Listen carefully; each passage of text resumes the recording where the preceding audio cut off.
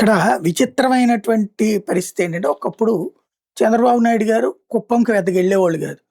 ఏడాదికోసారి ఎళ్తే గ్రేట్. మిగతా యాక్టివిటీ అంతా ఓ పీఆర్ఓని పెడతారు. ఆ శ్రీకాంత్ ఎవరో అతను చూసుకుంటాడు. అక్కడ వాళ్ళొచ్చి గొడవ పడినప్పుడు అప్పట్లో పెద్దిరెడ్డి అక్కడ సీరియస్‌గా కాన్సంట్రేట్ చేసేటప్పటికి, పదే పదే గేమ్ ప్లే చేసేటప్పటికి చంద్రబాబు పదే పదే వెళ్ళాల్సొచ్చింది. చివరికి ఎలక్షన్స్ అప్పుడు భువనేశ్వర్ గారు అక్కడే కూర్చోవాల్సొచ్చింది. లోకేష్ 10 సార్లు తిరగాల్సొచ్చింది. అంటే పెద్దిరెడ్డి ఇంపాక్ట్‌తో కుప్పంకి పదే పదే వెళ్ళడం అన్నటువంటిది చంద్రబాబు గారు చేయాల్సొచ్చింది. ఇప్పుడు జగన్‌ని దెబ్బ కొట్టడానికి బీటెక్ రవిని అస్త్రంగా వాడారు చంద్రబాబు నాయుడు. బీటెక్ రవి మొన్న అంటే అంతకుముందు చంద్రబాబు గారిని ముఖ్యమంత్రిగా ఇది ప్రతిపక్ష నాయకుడుగా ఉన్న సందర్భంలో పెద్దిరెడ్డి ఆయన అక్కడ మున్సిపాలిటీ ఎన్నికల్లో, ఎంపీటీసీ, జెడ్పీటీసీ ఎన్నికల్లో, కార్పొరేషన్ ఎన్నికల్లో ఓడించున్నారు. త ఆ దెబ్బ మూలంగానే ఆయన సీరియస్‌గా ఎక్కువ కష్టపడాల్సొచ్చింది.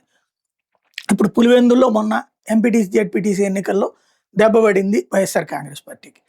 ఇప్పుడు రాబోయేటటువంటి మున్సిపల్ ఎన్నికలకి సంబంధించి ప్రిపేర్ చేస్తున్నారు. దీంతో పదే పదే వెళ్ళాల్సిన పరిస్థితి జగన్‌కొచ్చింది.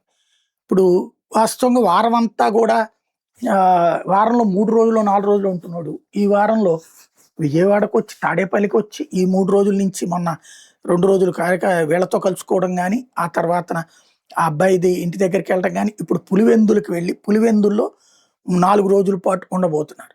అక్కడ వివిధ కార్యక్రమాల్లో పాల్గొనబోతున్నారు. ఓవరాల్‌గా జగన్ యాక్టివిటీని ఎక్కువ సార్లు పులివెందులకి వెళ్ళాల్సిన పరిస్థితిని బీటెక్ రవి తెప్పించినట్టున్నాడు.